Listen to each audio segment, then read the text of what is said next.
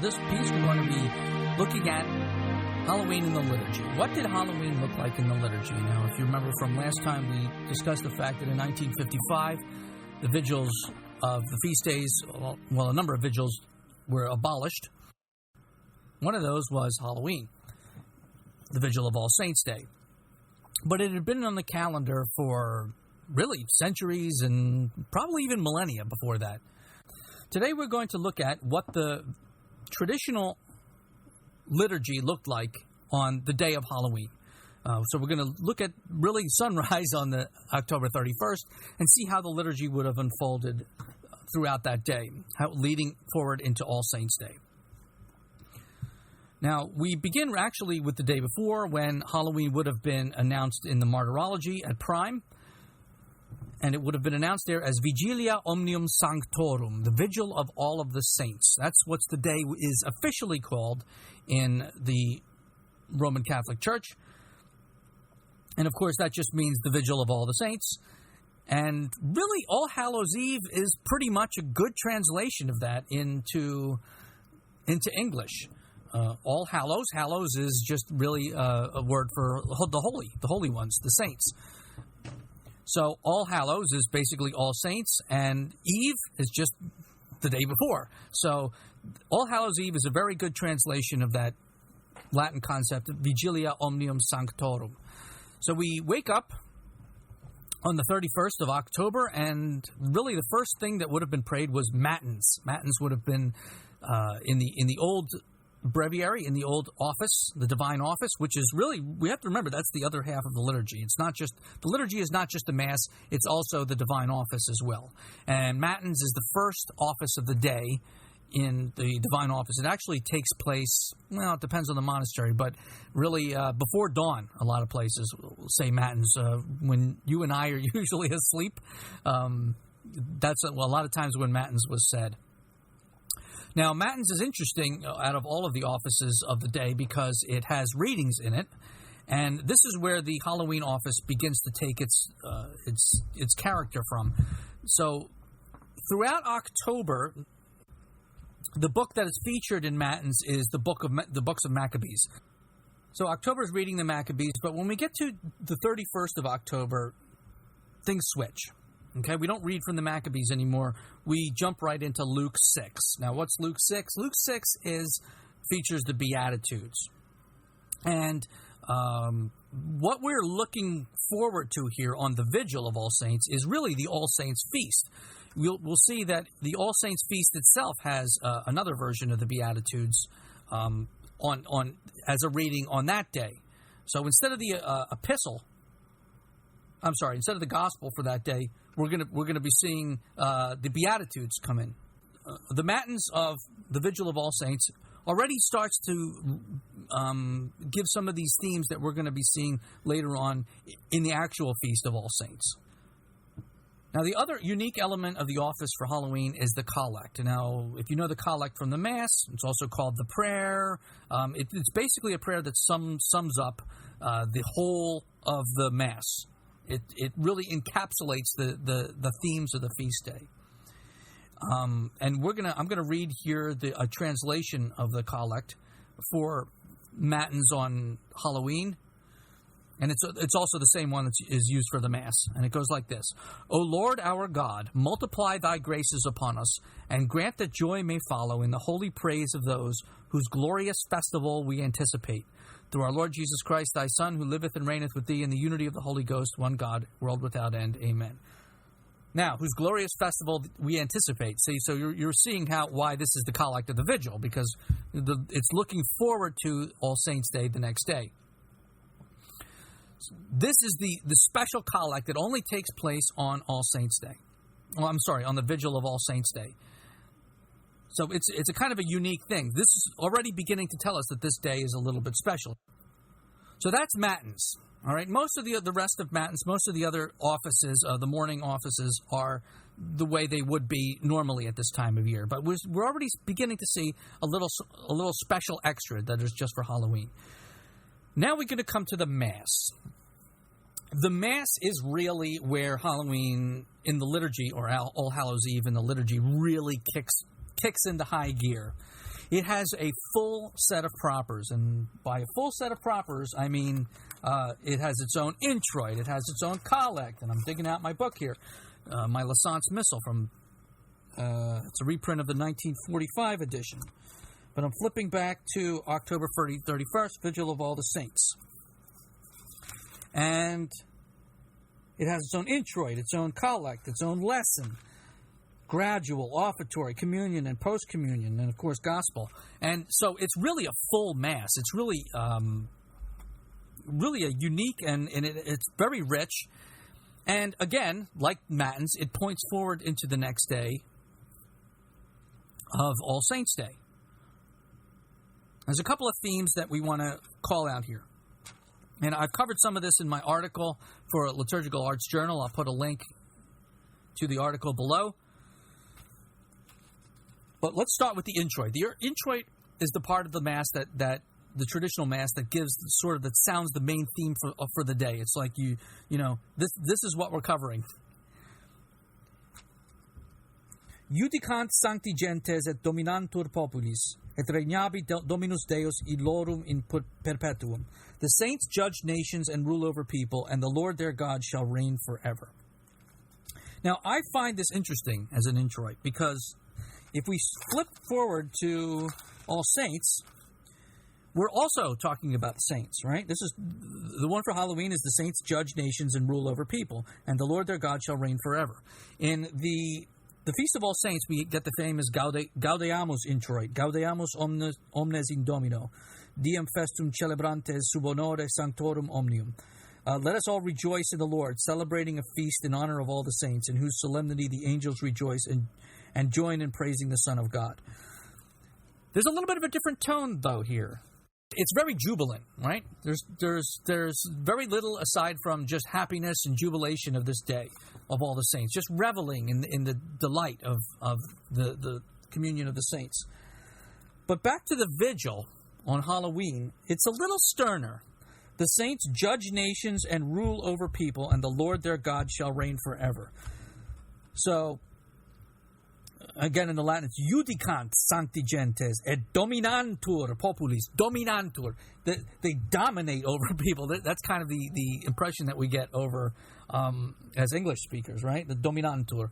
Judicant, judge, dominate. You know, there's a little bit of a sterner warning here in the vigil, and it's not as effusive. You know, it's still celebrating the saints, and it's looking forward to the liturgy of the next day, but it's a little bit harsher, you know. It's like, okay, well, the saints are really where it's at, and the saints are the ones that really are going to rule the world. They are the real kings of the world. You know, if you're thinking about all of these principalities and powers, and you know, believe me, as an American, it's very easy to get caught up in this. Oh, you know, America, rah rah rah. And I'm not saying don't be patriotic, but we can forget that, you know, our real founding fathers are not the, you know, George Washington and Thomas Jefferson, and they may be our national founding fathers, but the true founding fathers are the American saints. You know, that we, St. Elizabeth Ann Seton and St. Kateri Tekakwitha and the North American martyrs and St. John Neumann, my Philadelphia compatriot. So this is a real, it's a little bit of a change in tone that we're going to see, and the vigil has it really is setting up kind of the saints as something above the earth. So it's kind of lifting us up and reminding us that heaven is our true goal, and that heaven is really where the power is and not anything else. And then we're going to turn to also the gradual and the offertory that I want to call out here. And we flip to the gradual and the offertory. And the gradual goes, exultabunt sancti in gloria. Now, exultabunt, you know, so we have that future tense there in the Latin. And in the offertory, again, the saints shall rejoice in glory. Exultabunt sancti in gloria. Same phrase again. And letabuntur in cubilibus suis. They shall be joyful in their beds.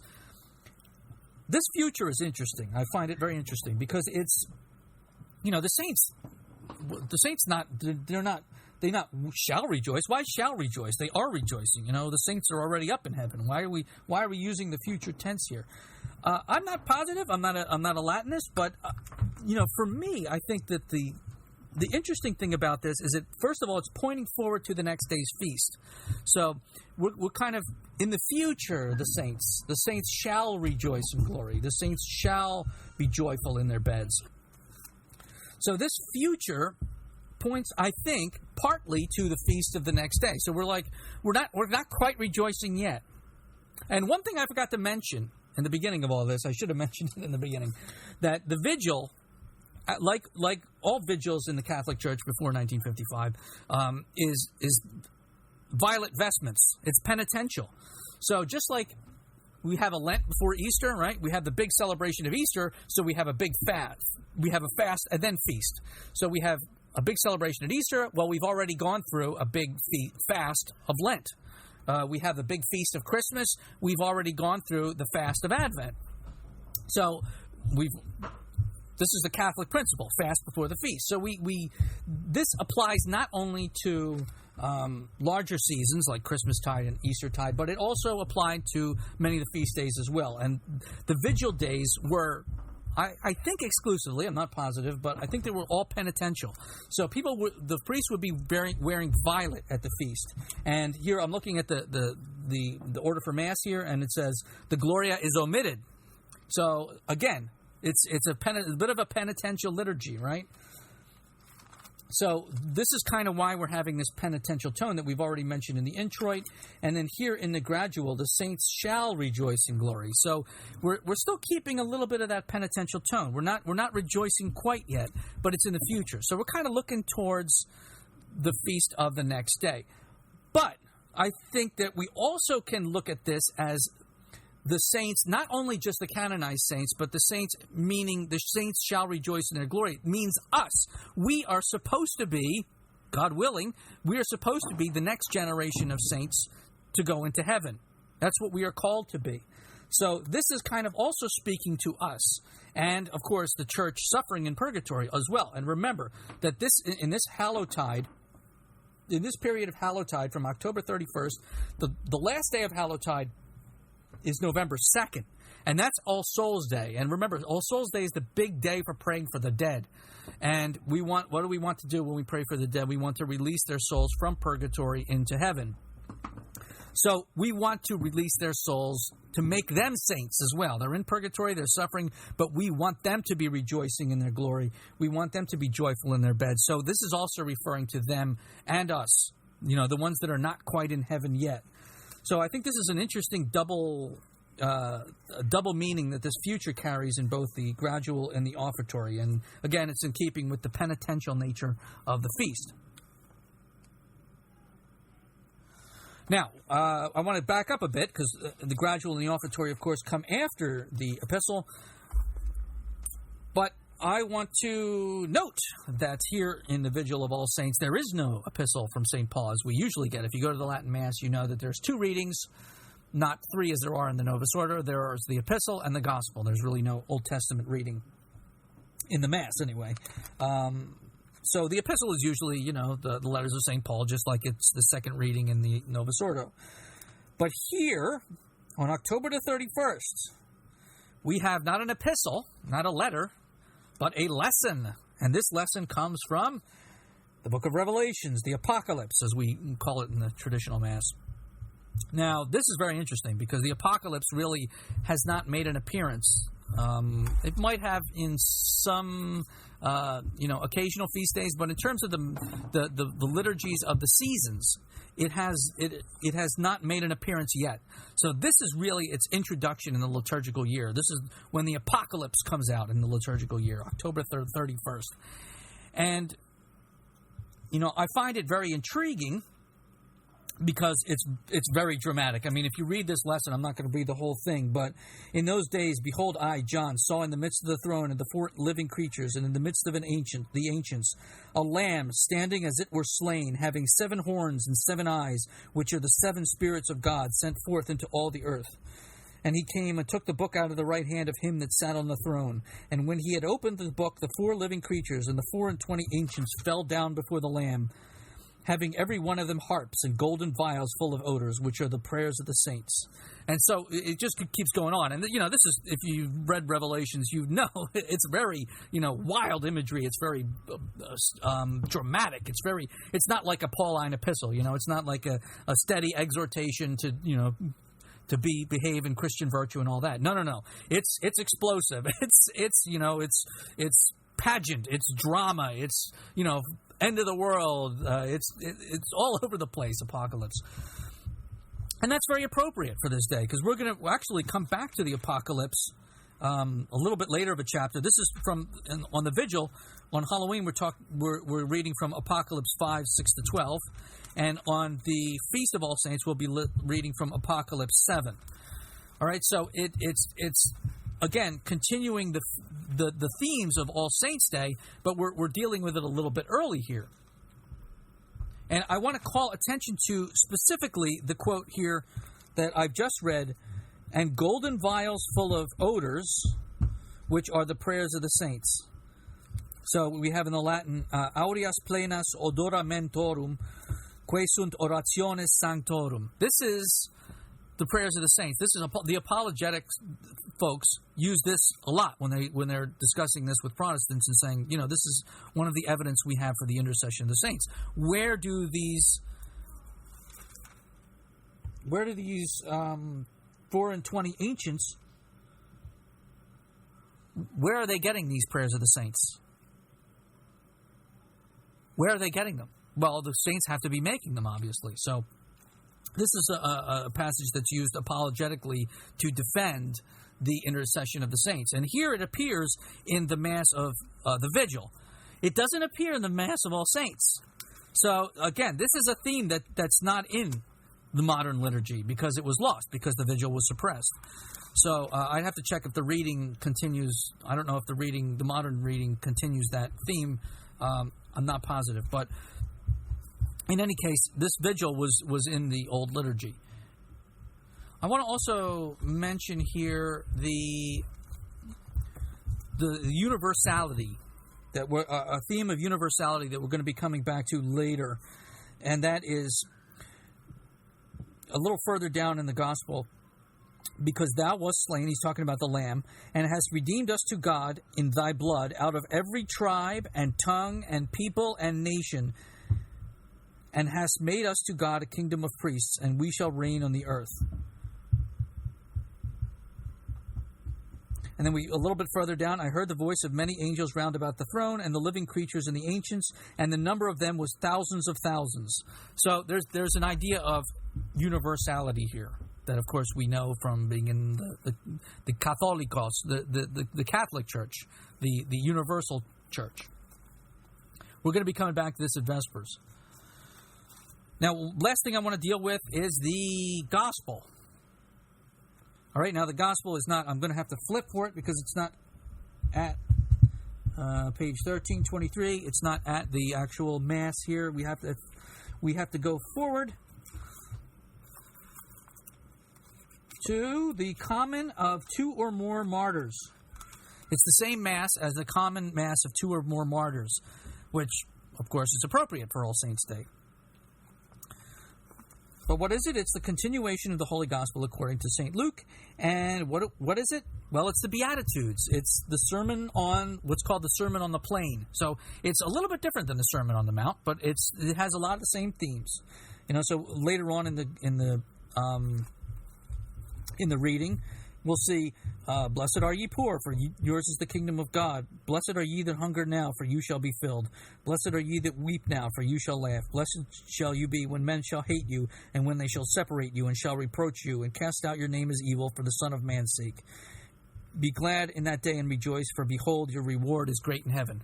Now, it's very clear why this reading was chosen for All Saints' Day, and here the Vigil, because Christ is laying out for us, our Lord is laying out for us what it takes to be a saint. What do we have to do to be a saint? We're not just, admiring the saints from afar and saying, oh, that's nice, but we can never be like that. No, there are models for us. We have to adopt their behavior and their modes of thinking and what they have done in their lives, so that we too can become saints. And here, the Gospel of St. Luke here, the Sermon of the Plain, with the Beatitudes, is going to echo the Gospel of All Saints' Day, which is taken from Matthew 5, which is the Sermon on the Mount, and the Beatitudes. So they're very closely paralleling here, the Vigil and the actual feast itself. There is one thing, though, about the Vigil that I want to, in the Sermon on the Plain, that I want to call your attention to. We're going to come back to this theme, I hope, later in the third installment, or maybe in the second installment, when we talk about what we can do against the secularization of this feast day. But Jesus comes down from the mountain. He stood in a plain place, and a very great multitude of people come around from Judea and Jerusalem and the seacoast of Tyre and Sidon. And they came to hear him and to be healed of their diseases. Okay, and here's a little theme that we don't see in the Matthew's Gospel of the day of All Saints' Day.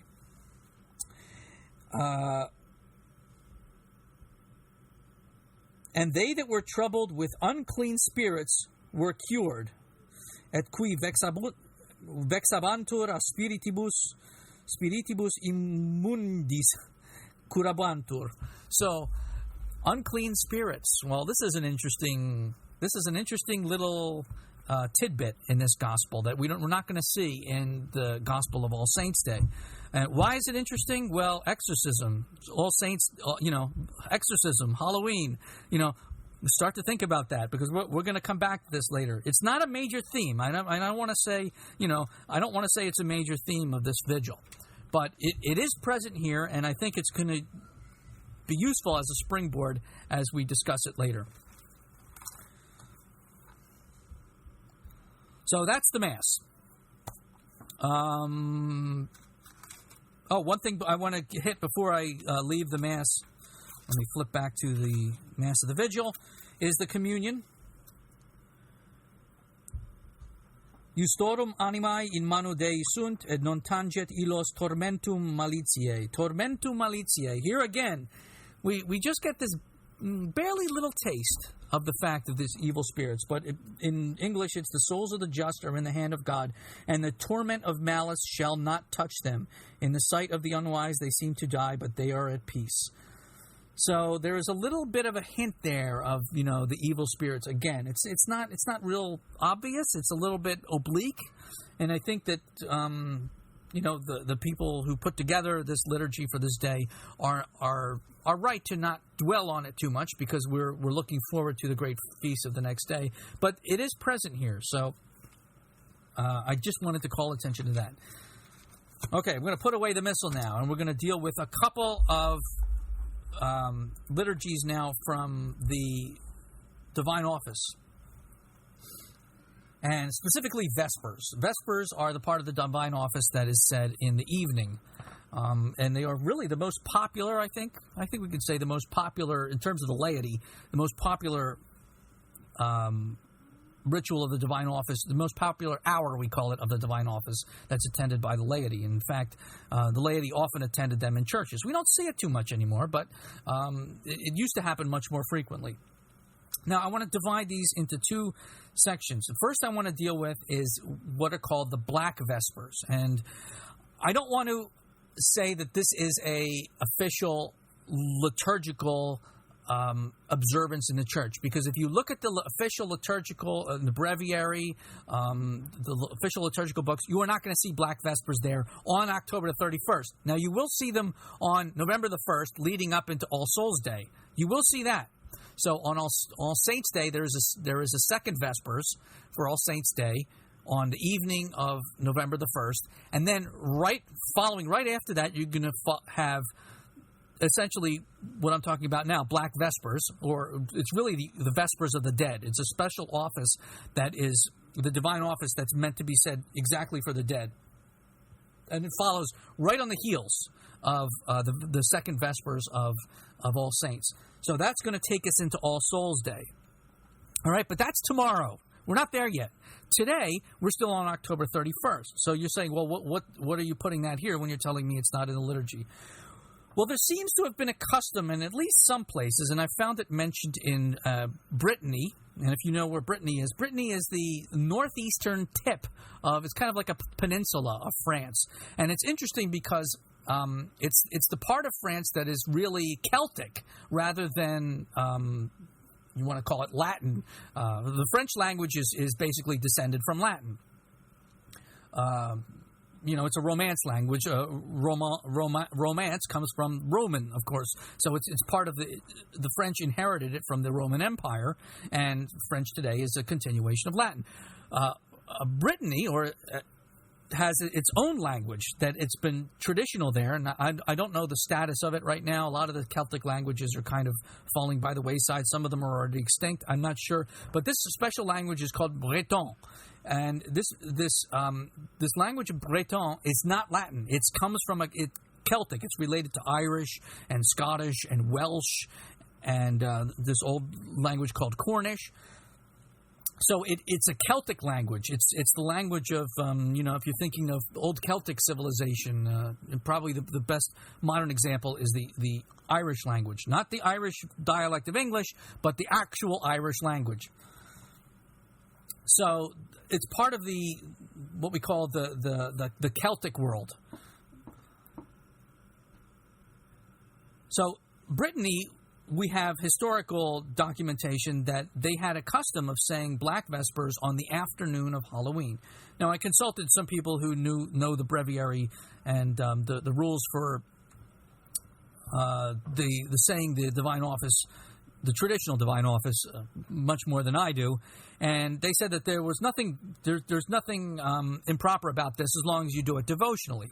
So that seems to have been what's going on here. It was just it is a liturgical office, but it's not appointed for this day. So what seems to have been happening was that people were saying Black Vespers or the office of the Vespers of the Dead on Halloween in the afternoon, and there's customs with it as well that went along with going to the cemetery and then saying Black Vespers. So we see here that Halloween has in at least these areas, in Brittany and other places, it has kind of a little bit of an All Souls Day feeling as well. So we've already been dealing with how it anticipates the All Saints feast of the next day. But here it's also anticipating not just All Saints, but All Souls Day. So we're already beginning to kind of get in that mindset. And this is kind of the interesting interplay that I want to get into with Halloween. We're going to be discussing this later, that we've kind of switched from a penitential look forward at All Saints Day to now almost a full-blown look forward to All Souls Day in the Black Vespers. There's an interesting antiphon that starts off Black Vespers. And in English, it's, "I will walk before the Lord in the land of the living." I am not sure. Now, I read that, and I had it when I was doing research for this article, for the article that this talk is based on, I should say. I had in my mind a lot of people saying, well, there was an old folk belief, and they all called it a pagan folk belief that the souls of the dead came to visit the living, and they all called it a pagan folk belief. And I'm not amenable to considering that hypothesis, but it's a little bit of a tough sell because paganism didn't really last past the first millennium in these areas, in France and in England and in Ireland. I mean, there were still folk continuations of pagan ideas, but it really started to lose its grip like a millennium ago, So it's kind of hard to say that it was necessarily a pagan belief. And the other problem is that, do you have evidence that the pagans in this particular area believe this thing, that this happened on this day? And that's always a dicey proposition. And I know that we don't know as much as we want to about Greco-Roman paganism, about which there's a lot of sources material. So when it comes to the Druids and Celtic and Irish paganism, we know even less. Germanic paganism, we know even less, because remember, they were on the fringe of the civilized world, right? So the Romans only wrote about them occasionally. Now we have later sources that may, Germanic sources and Celtic sources that may fill in the blanks a bit, but it's always a little bit dicey.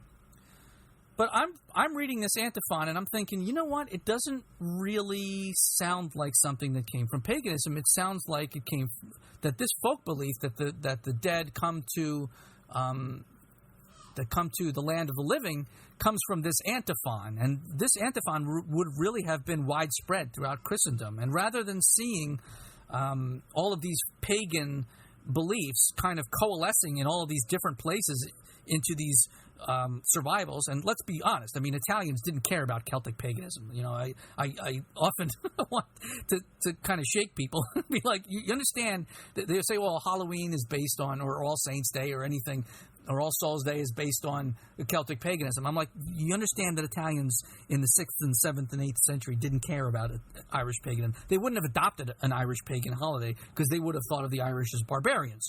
You know, to whatever extent they were Christianized, that might have been mitigated. But, you know, the Irish weren't going to, the Italians, the Romans, as they were then, weren't going to go stealing holidays from other pagan groups just because, you know, what the heck, you know. And they did, there was some of that, but I think it's much more probable that this folk belief comes from this antiphon of Black Vespers. I will walk before the Lord in the land of the living. So that's just something that I wanted to throw out there. But overall, I just want to say, you know, I just want to wrap up with this talk of Black Vespers and saying that here we have the Vespers of the Dead being said, okay? So what I kind of want to impress upon everybody is that here we are in Halloween. We're kind of looking forward to All Souls Day. And so we're already saying the Vespers of the Dead. And it kind of, you see, all of these 3 days are kind of interwoven. It's a triduum. And you take out one, and it's kind of, you leave it hanging, you know. Then you leave all the Vespers of the Dead on All Souls Day, which I guess is what the rationale why they wanted to take it out, because they hated duplications and reduplications and all that good stuff in the 50s. They just went crazy. We don't need this. We don't need this. They just started ripping stuff out by the roots. Now, we come at last to the last part of the liturgy of Halloween, and that it would be the first Vespers of All Saints. Now, this is actually on the liturgical books for the day, unlike Black Vespers. This is really appointed for October the 31st, and as far as I know, it's appointed, well, I'm almost positive, it's appointed for the Vespers in the 1962 books, in the new breviaries, in the Novus Ordo too. You know, it has to have Vespers of All Saints. So this is the one part of the feast that I think has been retained throughout everything. So we haven't lost this. But it's interesting to me that just when we're talking about Vespers happens when the sun is going down. All right, so this is really October 31st. The sun is going down. This is when we begin the first Vespers of All Saints Day for the next day. And this is also the time when the kids are going out trick-or-treating, if they're doing that. So I just want to plant that you know, collocation in your mind. I want you to imagine those two things going on simultaneously, because they liturgically they are. All right, so if remember that the Vigil day, so we're talking about Matins, the Mass of Halloween, was in violet, right? Then we went to Black Vespers. Why is it called Black Vespers? I may have neglected to mention this, but it's because the vestments are black. So it would have been the Office of the Dead. It would have been all in black. So you have Black Vespers, so the vestments are in black, and now we're in the Vespers of All Saints Day. So the vestments change again. For the second time today, they change to what? They change to white and or gold, because it's a festive day. So we're now in glory. You know, now we're going to be saying the Gloria. We're going to be in the Mass of tomorrow. But let's stick with October the 31st, wrapping this up. So the first Vespers begins just as the modern trick-or-treaters are heading out the door.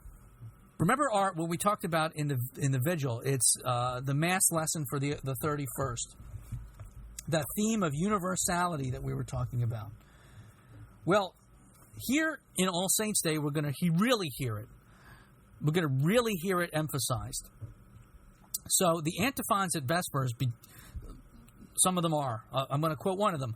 I beheld, and lo, a great multitude which no man could number, of all nations, and kindreds, and people, and tongues, stood before the throne. So that's one of the antiphons. So, again, it's that theme of universality. Here's another one. Here's another antiphon. I think this one is the third antiphon, if I remember correctly. Thou, O Lord God, hast redeemed us by thy blood, out of every kindred and tongue and people and nation, and hast made us a kingdom unto our God. So again, the theme of universality. All right?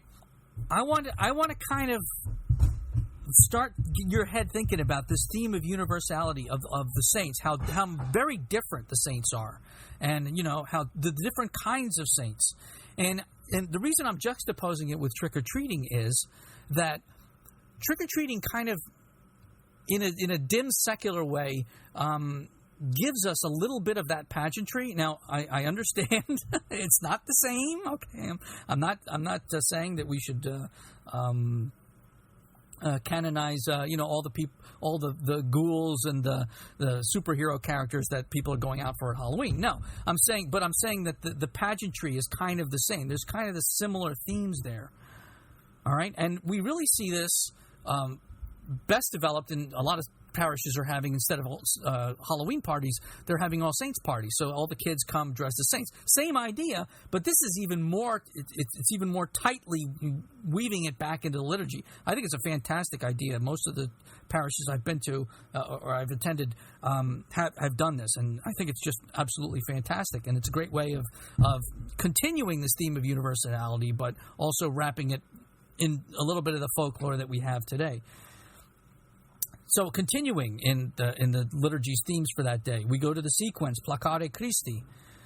Now, notice how it well, I'm not going to quote it here, but it addresses, in each verse is devoted to a certain class of the broader saints. So the angels, the apostles, the martyrs, the virgins and confessors, so it really sweeps up all of the saints, all of the different kinds of saints in it.